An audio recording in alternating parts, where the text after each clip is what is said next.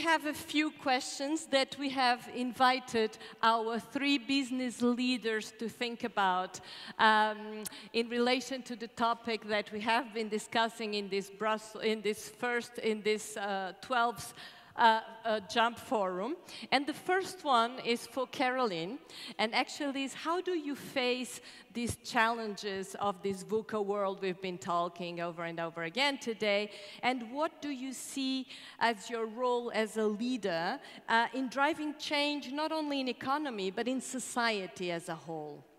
Yeah, I think it's a very good question, and at Procter & Gamble we really believe that we want to impact our consumers, our employees, but as well as society.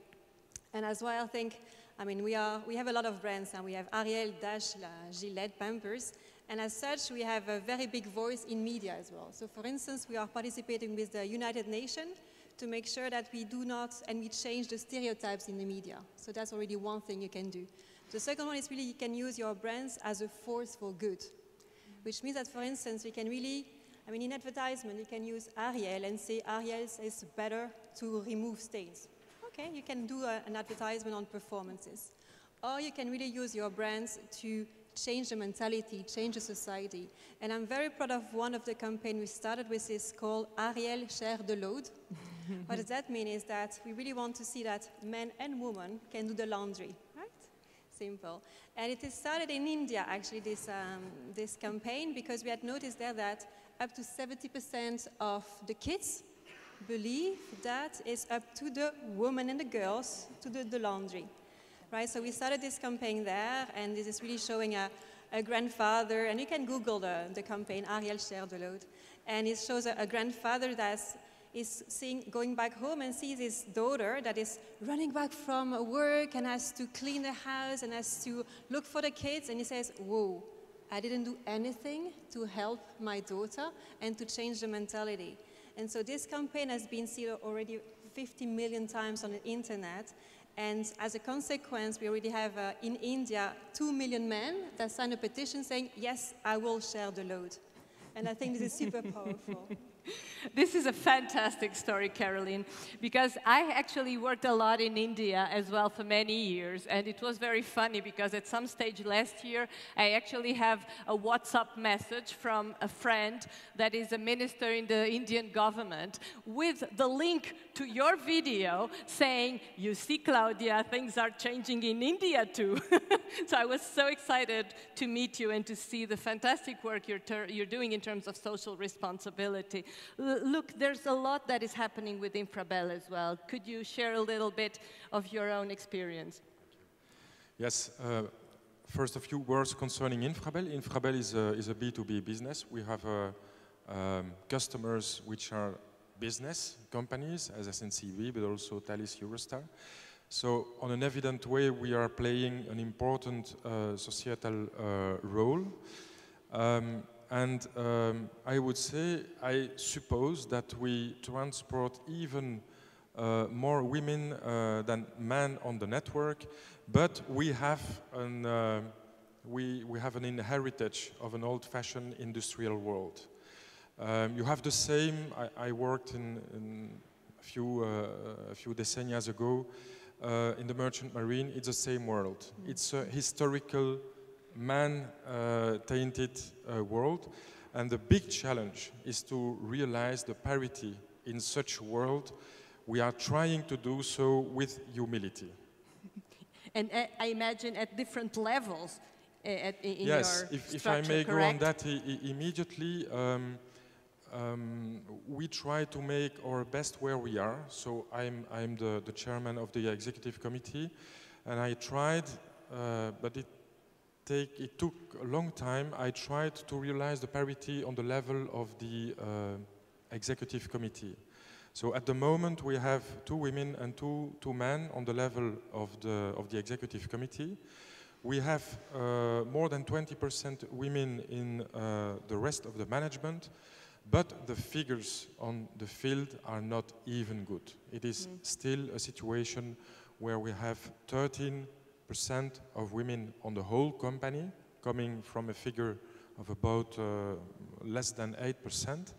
And it's changing not rapidly enough. It is also coupled with a society problem. I remember when my two daughters were younger, I tried to encourage them and to show the beauty of the technique, but I failed because my two daughters made another choice in terms of studies. So if you have a look on the Belgian universities and that you see the proportion between women and men in the candidates, for example, engineer, you will see that it's almost impossible to recuperate the difference because just you don't have the candidates to do it. We're back to education, right, again, and the STEM gap that exists. Katleen, I would like to ask your experience with Partena Professional, and especially taking it to the question of what leadership skills are needed? What are the attributes that you see that more than ever necessary in today's world and in your own experience in an organization that is also a quite rigid, traditional organization that is now becoming, changing the model, right? Like Infrabel, you're moving towards something different. Could you tell us a little bit about your experience? In fact, at Partena Professional, we are 1,800 people. We had a lot of mergers and acquisitions and a lot of hierarchy, and a very hierarchic model. And last year, we did a Great Place to Work survey. And I would say the result for employee satisfaction, it could be better. So we decided to change to more autonomy. And more autonomy, it doesn't mean laissez-faire, laissez-passer, everything is possible. But it's more the coaching style we need, the servant leadership we need for all our managers. But it seems obvious, logical, but it's not so easy in a company which was very hierarchical before. So we are in the middle of the project of the change at this moment. We also want to move to work more on agility, end-to-end solutions. Before an employee asked the manager, can I go and ask a question to another department? This is not possible anymore at this moment. So we are in the middle of the project at this moment, and we hope that next year the results will a lot be better. Yes? Well, you were the next one, so.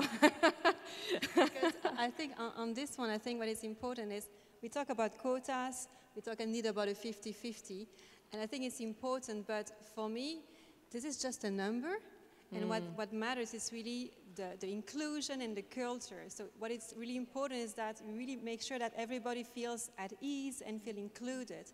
And I think this is really what is important. Yeah, so yes, we want to have the 50-50, and today actually in Belgium we have 51% of female at P&G, and globally it's 45% of managers, but I think what matters is really the culture and what we are creating. Yeah. And this actually brings me to the question of this notion of entreprise libérée, which is very much along the lines of this partnership, agile, more horizontal type of organization. Is this correct, Katleen? Yes, we really want a more horizontal company, and in fact, therefore, we want to work together.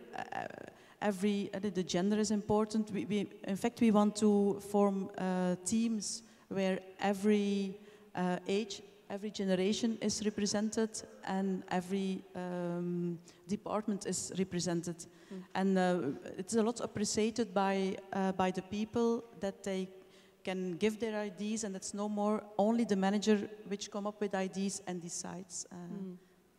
Thank you. Luc, actually I would like to bounce back on what you were saying about your context still being very male-dominated and you coming a long way in the transformations you're doing, and also touching on what Viviane was saying, how we need to move beyond these dichotomic divisions of female or feminine and masculine, etc., etc.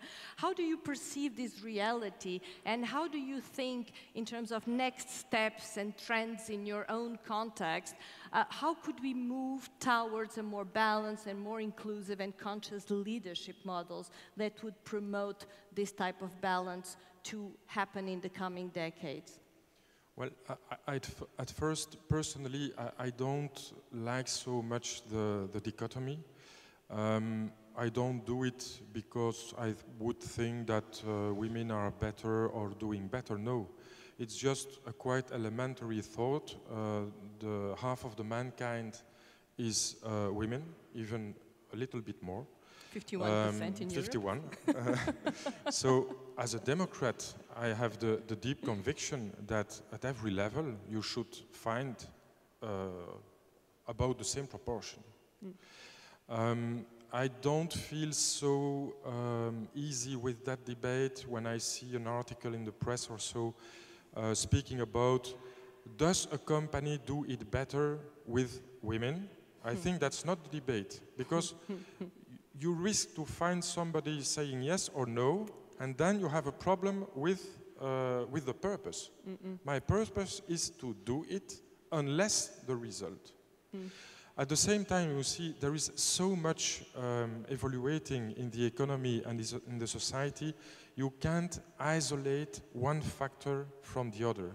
You have other mainstreaming streams in the business life, such as, for example, becoming digital. Society is changing tremendously rapidly. So I'm not so on the point of trying to isolate something. I think that one of the most important responsibilities of a CEO, and especially is in very big and multicultural companies, is to remain a group of people and not dividing. If you divide, for example, between men and women, or between several nationalities or several beliefs, then you will not achieve a global goal for the company, for a group of people, and it's tremendously important when, in our case, you know the pressure that we have on mobility. We can't permit ourselves such a thing. So I'm convinced with a group of people in the company that we have to do it just because we are Democrats. The we in power that we were talking before, correct? Katleen, a last few words before we open up to the Q&As on precisely where you see these trends in the coming decades and what are the attributes that will be most needed to achieve these conscious, inclusive, and sustainable models. Yes, I think that the message is what has been said before. A mixed team is the gold word. That's a lot what we see and what we need. I think mixed groups of ages, of gender. Yes, in fact, that's my conviction.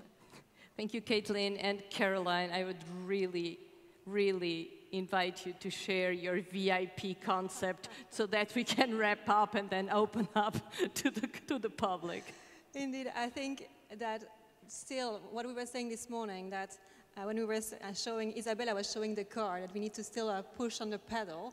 I think there's still a lot of things to do in the work environment as well, because there is still a lot of myth.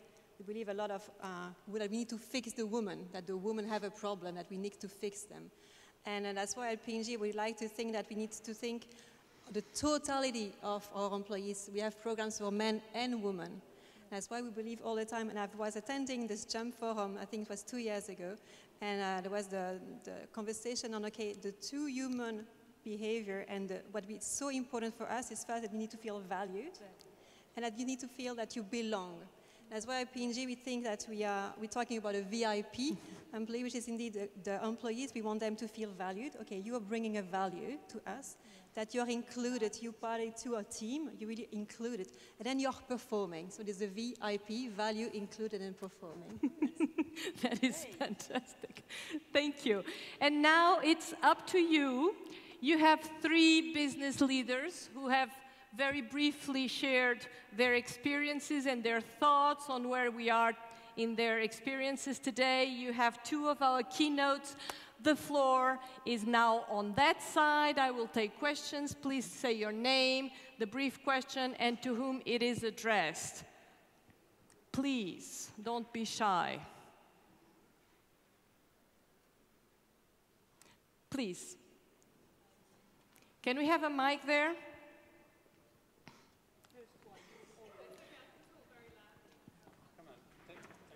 No, there's one there. Oh, okay. Thank you. Hi, I'm Caroline MacDonald from HEC in Paris. And I'm very interested, I also am part of the International Women's Forum in France, and we are working very hard on the gender parity on boards. So I was very interested to hear from Vivian the results of your survey. I'm going to talk to you about it afterwards, but is it a success so far? What are the results of this drive for parity on boards in France? And do you think what's been set up in France should be replicated elsewhere? What's your sort of impression and feedback for us? About the question of a legal quota, I must say, to be sincere, that during the debate at Brussels with Viviane Reding, as I am an expert on this question also here, I was against. Meaning, I was pro, and I'm fighting with powerful women in Spain. I am pro in Germany. In a word, I think that it depends on the country. When you are in Great Britain, and they obtain a quota, and then now 30% without quota, but only with volunteers' objectives between companies, it's okay. So it depends really on your cultural roots, okay?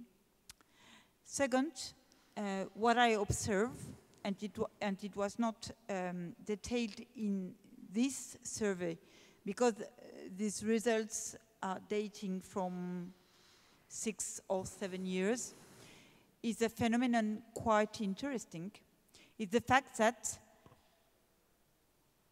the non-executive in places due to the quota help the others to obtain new mandates, meaning there really a solidarity between women, and when you have one woman on the table, 2 years ago you have 2 or 3 or 4, and I think the dynamic is quite interesting too. So there is a sort of virtuous effect. Yeah, and I would like to as well to add on this one, if I may, because we talked this morning about the fact that we have only 5% of female CEO in Europe, and when we look into our industry and we rank the top 30, we only have 3 women, so you said 10%.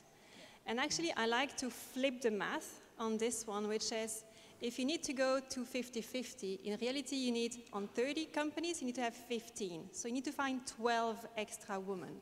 And I cannot believe that in Europe we cannot find 12 women that can become CEO tomorrow, right? So I think when we think 10% to 50, oh, we will never get there. No, guys, it's about finding 12 powerful women in Europe. So I like to flip the math.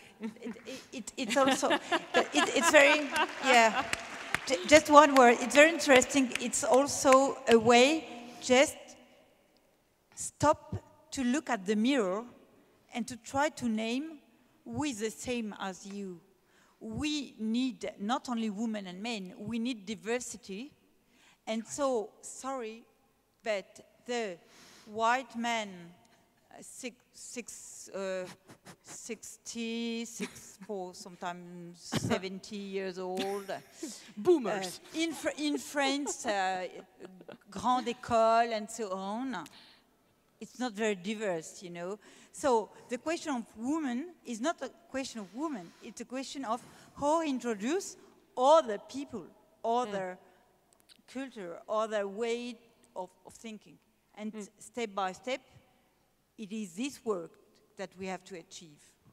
If I'm allowed, because it's very difficult to be a master of ceremonies and actually hold on my own thoughts on all these issues, but on the quotas that remain a very divisive issue and sometimes polemic, it's very interesting to see that when we did our book and we did the survey, we realized a very interesting pattern. Women that are younger, and also men that are younger, but especially women, they think quotas are not needed because we're brilliant, we're 60% of the graduates, we have the skills, we'll get there out of merit. And then we realize that our colleagues in university, they go through the ladder, and somehow we don't progress exactly at the same rhythm. So at some stage we realize that the obstacles are not really very balanced. So then it's when people change, and usually it goes with maternity and so on and so forth, all these kind of things. But women that are around 40-ish, 50-ish, they all changed from being against quotas to realizing that meritocracy is still, unfortunately, a myth, and that they needed those quotas to, like a hammer, that will break the glass ceiling, and then we'll have those 30% tipping point that research shows allows transformation for all to happen. So this is actually a very interesting debate, and we will continue that on the Engaging Men session afterwards. So I will shut up and invite a few more questions to our speakers. Please, the lady in gray. Could you please stand up? Yes, thank you. Thank you. Deborah Croft from Thriving Talent. And my message is questions for you, Katleen. You've quoted some great statistics around women in management at P&G. What would you say are the top 3 enablers to make that happen? Very good. Thank you. Good question. If I refer to myself first, it's first you need to have support from your family. That's the basic. You cannot do it all. You need to accept support. But as well at P&G, I mean, we have a fundamental value, which is trust. So I always got the trust from my manager. They was always telling me, go, we trust you, go for it. So this gives you wings, you know, then you feel much more enabled to keep on progressing. And then we have a very strong program as well, what we call Flex at Work, which means that at P&G what matters is not where you work, when you work, but it's the result. The only thing that matters is the result. So we can really be flexible, working more from home, working at different hours. And so this gives you a lot of freedom. It's not only positive for women, it's very positive for everyone. Men, a lot of my men colleagues as well, leaving earlier to pick up the kids or take a month's parental leave. So I think these are good enablers. Alfred, I know you also want to say something. You have the Madonna mic. So. My experience in companies is that it's a lot about how in companies leadership is defined, on whether women have the chance, or there's an equality, there is a gender equality, there is a gender balance in these companies. And so I found that we have this, actually Lao Tzu said that 2,000 years ago. He defined 3 types of leadership. The first one is where people are fearing this leader. And this is, we still have that sometimes in the traditional industry. Second is that people respect the leaders. And third is where we need to go, is where people think they have done it by their own. And that needs a conscious shift, which means you have to become not a leader, but a ladder. That's why we are offering leadership programs. We have online programs in the net where we're inviting so-called leaders to become a ladder for others to climb up the ladder. And I think if we do that, you know, gender balance is one topic of that. And what I see here is that actually we have more than 50% of women actually applying for this leadership program. So I see that there is a shift already also from that perspective happening. And I think that is important. If you're a leader in your company, try to become a leader. Yeah. Well, that I totally agree. We still have time for 3 more questions before we wrap up. Please, the gentleman there, some gender balance now. Thank you. I'm Bruno Chevrolet from Team Motivation. I would like to build on the difficulty to recruit female engineers. And we know the difficulty, it's there.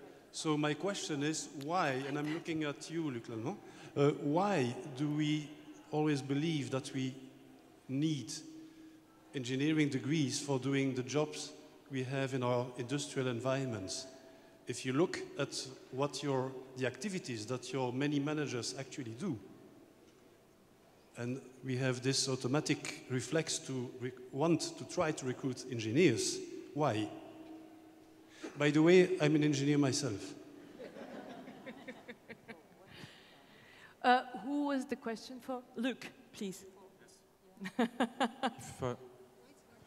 If my understanding of the question is correct, it's not a question of belief, it's just the reality.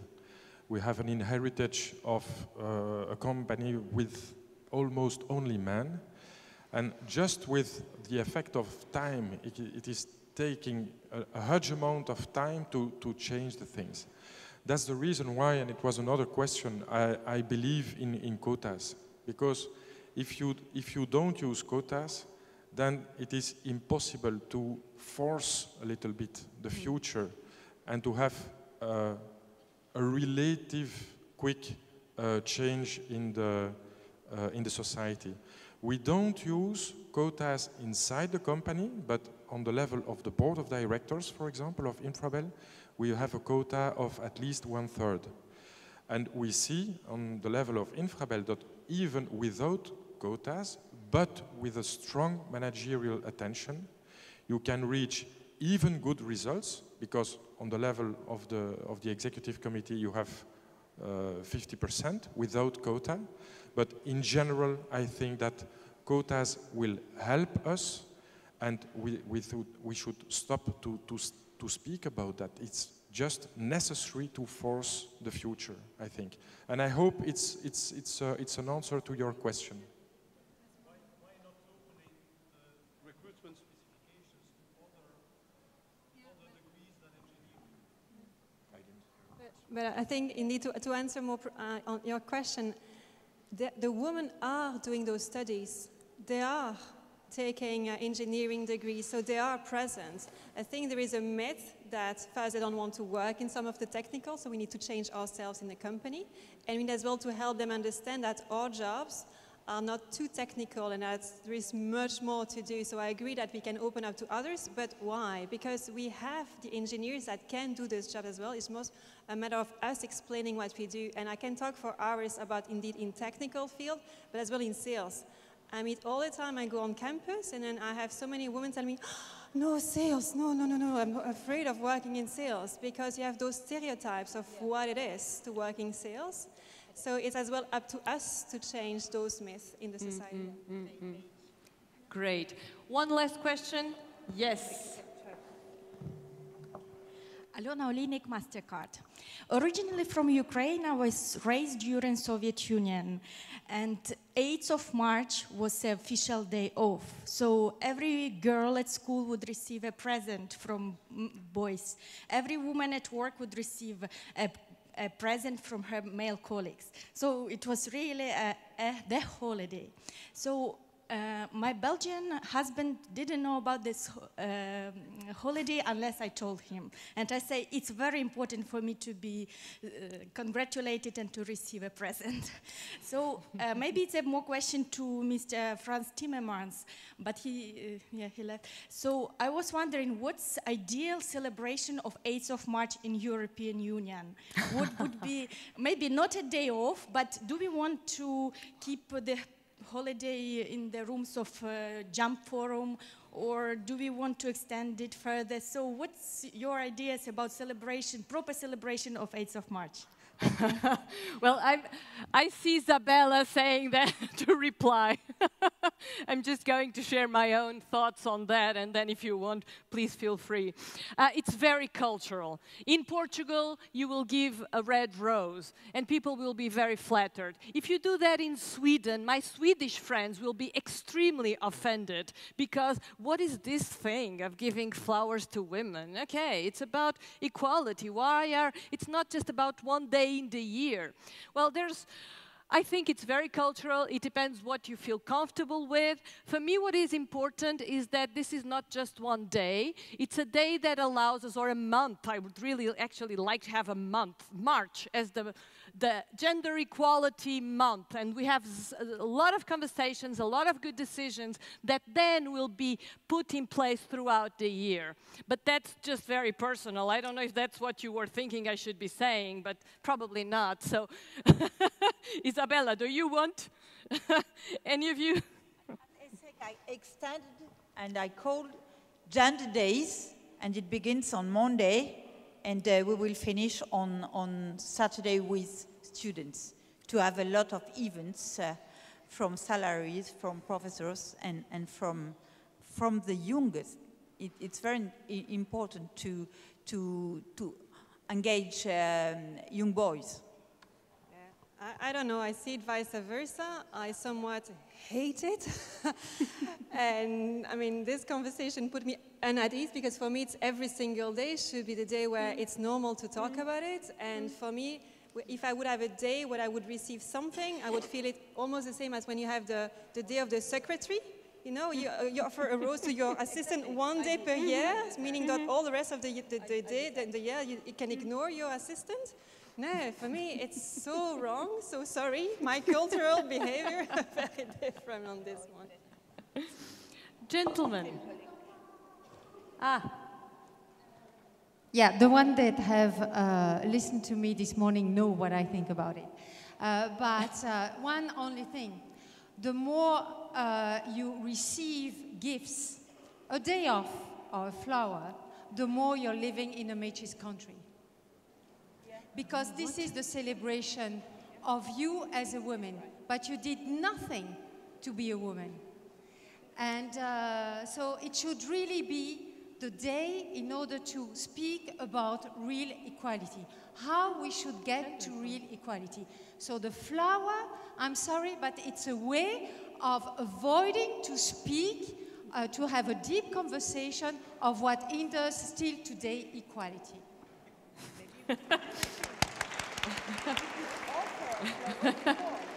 Gentlemen, do you have any different thoughts on this? Well, controversy is also nice. Maybe just a very short testimonials on flowers. When I have sustained my two daughters for their exams at the university, most of the time I receive one rose from each other to thank me. And I appreciate that.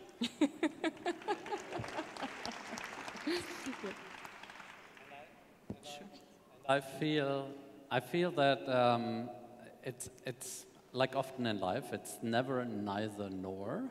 It's probably both. And even though I really appreciate flowers, and that's why I recognize that these flowers are artificial, I would love to have some really fresh ones there. You know, so I think I appreciate flowers also to receive them, so why avoid them? But then this should not be an excuse for not talking about the topics. So we should enjoy life as well. That's my humble opinion. Thank you. Katleen, do you want to join anything to this? I would say it's more in the action that we can to make the difference than in the flowers of the Equality Day. Let's take all of our responsibility and some action. And I agree with Caroline, when we give trust to women and they motivate them, because often they are very modest. So when we motivate them to come up and to be the manager, they get wings, I believe also. Yes, but every occasion is a good occasion also to party, like Alfred was saying, right? Is that really a desperate question? Because we do need to wrap up. Christine, and I would still like to give a few seconds per each of the speakers to wrap up on today's debate. So,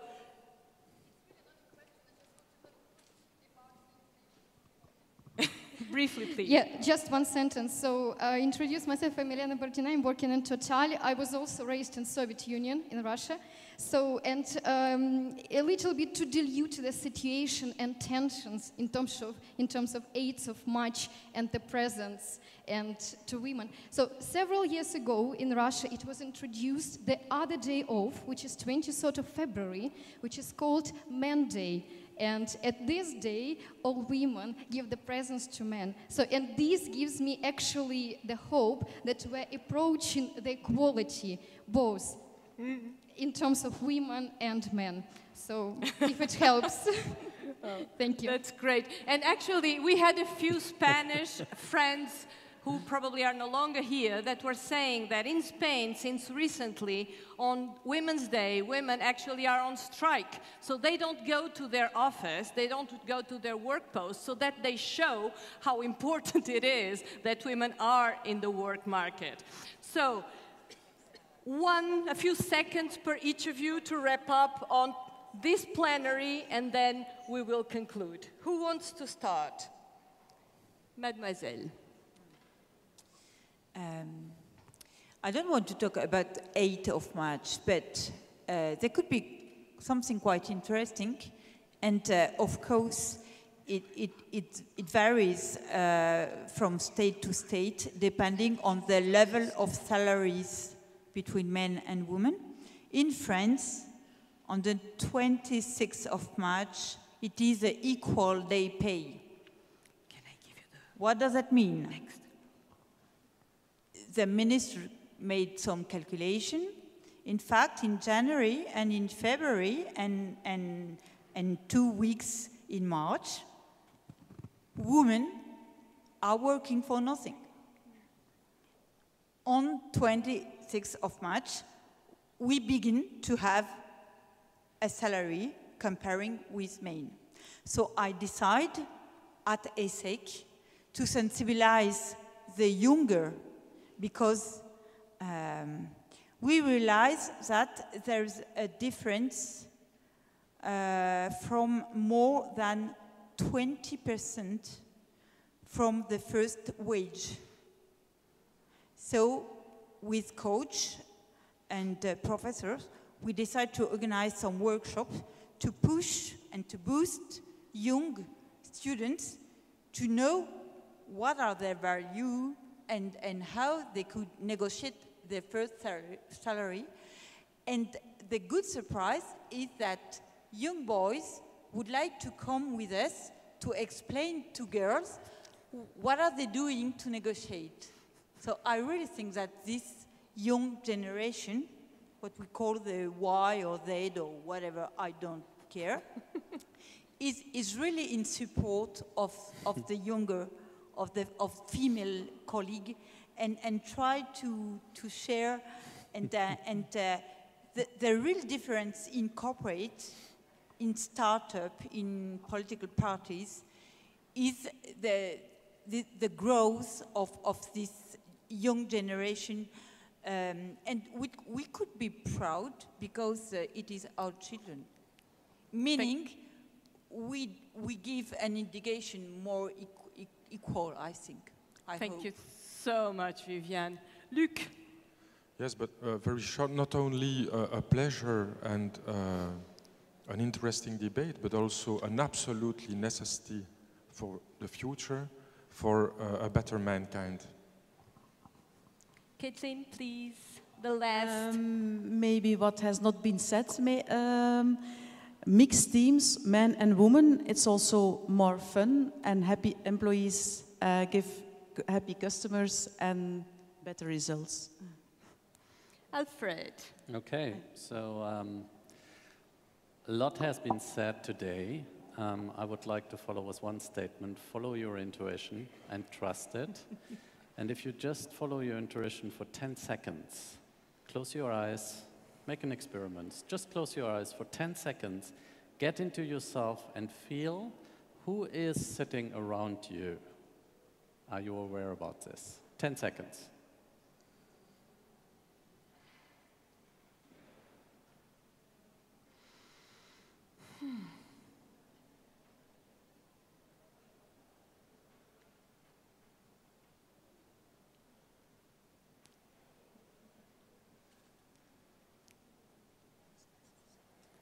Thank you very much. I hope you get a feeling of consciousness. Thank you.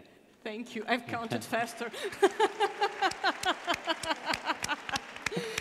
Caroline. Yeah, I think I've been very inspired this morning as well by the speech by Josh, showing as well how much men can evolve, and I think it's important that we include the men as well in all of this. That's why the theme of conscious leadership that we call at P&G inclusive leadership is so important. That is what will make the difference.